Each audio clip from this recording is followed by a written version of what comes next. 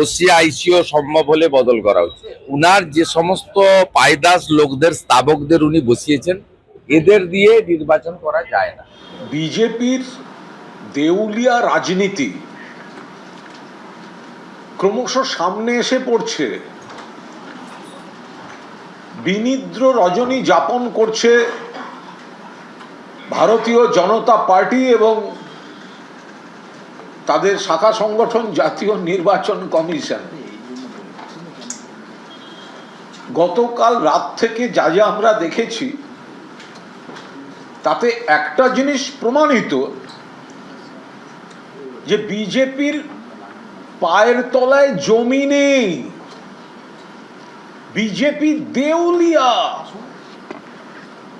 বাংলার মানুষের সঙ্গে তাদের কোনো সম্পর্ক নেই, বাংলার মানুষের উপর তাদের কোনো আস্থা ভরসা নেই এবং তারা জানে নিশ্চিত পরাজয়ের সামনে। সেই কারণে ভোট ঘোষণার সঙ্গে সঙ্গে ক্ষমতাকে অপব্যবহার করে নির্বাচন কমিশনকে দিয়ে তড়িঘড়ি বদল। প্রথম বাঙালি মহিলা মুখ্য সচিব, বাঙালি মহিলা মুখ্য সচিব, যে নারী শক্তিকে স্বীকৃতি দিয়েছিলেন মাননীয় মুখ্যমন্ত্রী মমতা বন্দ্যোপাধ্যায়, কৃতি ছাত্রী, দক্ষ আইএএস নন্দিনী চক্রবর্তীকে সরিয়ে দিল। এগুলি প্রশাসনিক বিষয়, তার বিস্তারিত আমি এই রাজনৈতিক মঞ্চ থেকে বলবো না, যেখান থেকে যা বলা যথাসময়ে বলা হবে। কিন্তু এটা অবশ্যই আমরা মানুষের কাছে একদম পরিষ্কার করে বলে দিতে চাই যে এইগুলো হচ্ছে বিজেপির প্যানিক রিয়াকশন। এই তড়িঘড়ি রদবদল, all these are panic reactions from Bharatiya Janata Party and their wing, election commission of India. তারা তড়িঘড়ি বদল। এরা কি চায়? বাংলার টাকা আটকে রাখো, বাংলা বললে অন্য রাজ্যে পেটাও, বাংলাদেশি বলে দাও, বাঙালি মনীষীদের অপমান করো, বাংলার ভোটারদের অস্তিত্ব রক্ষার সংকটে ফেলে দাও, লাইনে দাঁড় করিয়ে দাও, বৈধ ভোটারদের বাদ দিয়ে দাও, রাজ্যপাল বদল করো, অফিসার বদল করো। লাভ কি? যারা খুব লাফাচ্ছেন বদল করে দিলাম, বদল হয়ে গেল, লিখে রেখে দিন, আপনারা যা ইচ্ছে বদলাতে পারেন, কিন্তু বাংলার মানুষের মন আর মুখ্যমন্ত্রী মমতা বন্দ্যোপাধ্যায়কে আপনারা বদলাতে পারবেন না। ভোট কাউন্টিং এর পর দেখবেন এর সমস্ত কিছুর জবাব এই যে বাংলাকে আপনারা অপমান করছেন, ব্যাকডোর পলিটিক্স করছেন, ইলেকশন কমিশনের সাংবিধানিক ক্ষমতাকে, ইলেকশন কমিশনের সাংবিধানিক অধিকারকে, ক্ষমতাকে মিসইউজ করছেন। আপনারা জানেন আপনারা জিততে পারবেন না। রাজ্যপাল বদলে দিলেন। বাঙালি মহিলা মুখ্য সচিব প্রথম বদলে দিলেন, ডিজি সিপি বদলে দিলেন। কিন্তু বাংলার মানুষের মনের সঙ্গে বাংলার মেয়ে মমতা বন্দ্যোপাধ্যায় নাড়ির টানে হাত দিতে পারবেন না। যত খোঁচাবেন মমতা বন্দ্যোপাধ্যায়ের নেতৃত্বে, অভিষেক বন্দ্যোপাধ্যায়ের সেনাপতিত্বে গোটা বাংলা জুড়ে তৃণমূল কংগ্রেস পরিবার শুধু নয়, বাংলার মানুষ আপনাদের এই ফ্যাসিবাদী, স্বৈরাচারী, বেপরোয়া, ক্ষমতার অপব্যবহারকারী মানসিকতা, ব্যাকডোর পলিটিক্স দিয়ে ক্ষমতার চেয়ারগুলোকে অপব্যবহার করার যে মানসিকতা, যত খোঁচাবেন গতবারের থেকে একটা বেশি বিধায়ক নিয়েও মমতা বন্দ্যোপাধ্যায় ফিরে আসবেন মুখ্যমন্ত্রী পদে। 250-র বেশি সিট লিখে রাখুন। তৃণমূল কংগ্রেস মমতা বন্দ্যোপাধ্যায়ের নেতৃত্বে যে লড়াইটা দিচ্ছে সেটা শুধু তৃণমূল কর্মীদের জন্য নয়, সেটা শুধু তৃণমূল সমর্থকদের জন্য নয়, সেটা বাংলার মানুষের জন্য। 100 দিনের টাকা দেয়নি, অন্য কোন দল করেন, সেরম মানুষ কি কাজ করেননি? সেরম পরিবার কি বিপদে পড়েননি? লড়েছে কে? তৃণমূল। টাকা দিয়েছে কে রাজ্যের কোষাগার থেকে? মমতা ব্যানার্জি। আবাসের টাকা বন্ধ, দিচ্ছে কে? মমতা ব্যানার্জি। জল জীবন মিশনের টাকা বন্ধ। 1,96,000 কোটি টাকার বেশি বকেয়া দিচ্ছে না।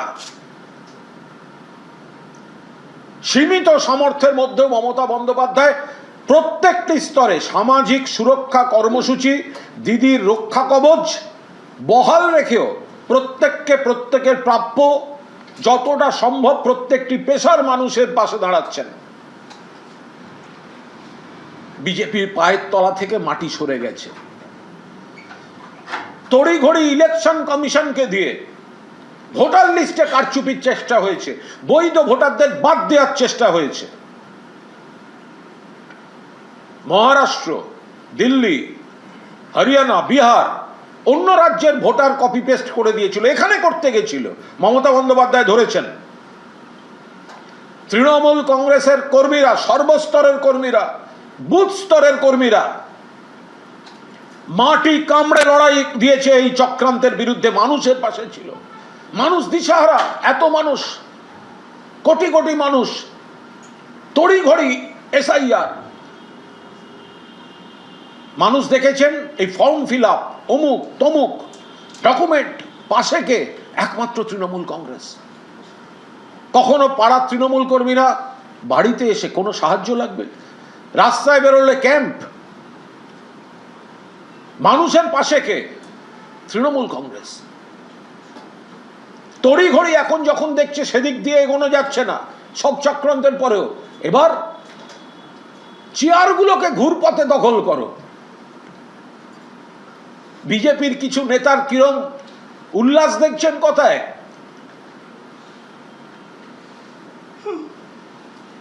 যারা বসেছেন তারা ভারপ্রাপ্ত, তারা তাদের ব্যাপার প্রশাসনিক, তার মধ্যে ঢুকবো না। কিন্তু আপনাদের এসব দেখে মনে হচ্ছে আপনারা জানেন আপনারা হেরে গেছেন, নেই বিজেপি, সরকারে থাকছে তৃণমূল কংগ্রেস। কিন্তু মরিয়া চেষ্টা করতে গিয়ে এই চেয়ারগুলোকে এমন তড়িঘড়ি রাতের অন্ধকারে বদলের চেষ্টা হচ্ছে। রাতের অন্ধকারে ঘুম হচ্ছে না, বাংলা হাতছাড়া হয়ে গেছে। আবার কি বদল করবেন? রাজ্যপাল কি বদল করলেন? মুখ্য সচিবের বদল সারা বাংলাকে একটা বার্তা দিল যে প্রথম বাঙালি মহিলা মুখ্য সচিব নন্দিনী চক্রবর্তী, যাকে স্বীকৃতি দিয়েছেন একজন মহিলা চিফ সেক্রেটারি, দক্ষ আইএএস, কৃতি ছাত্রী। তাকে এই বিজেপি, মমতা বন্দ্যোপাধ্যায় নারী শক্তিকে প্রশাসনের শীর্ষে বসান আর বিজেপির লোকেরা সরিয়ে দেয়। তারপরে আবার একাধিক রদবদল। তাই দেখে বিজেপির কিছু লোক মিডিয়া বা সোশ্যাল মিডিয়ায়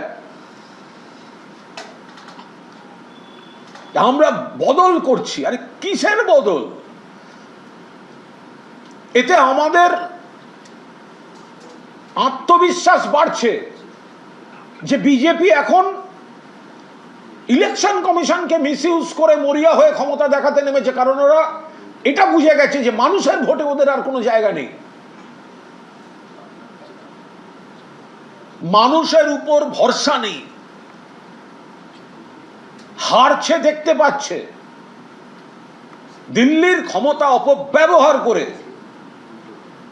বড় বড় কথা বলা আর 2-4টে চেয়ারকে বদল করা বা এই ধরনের চক্রান্তমূলক কিছু কাজ করা, কিন্তু এতে বঙ্গ অস্মিতায় আঘাত হচ্ছে।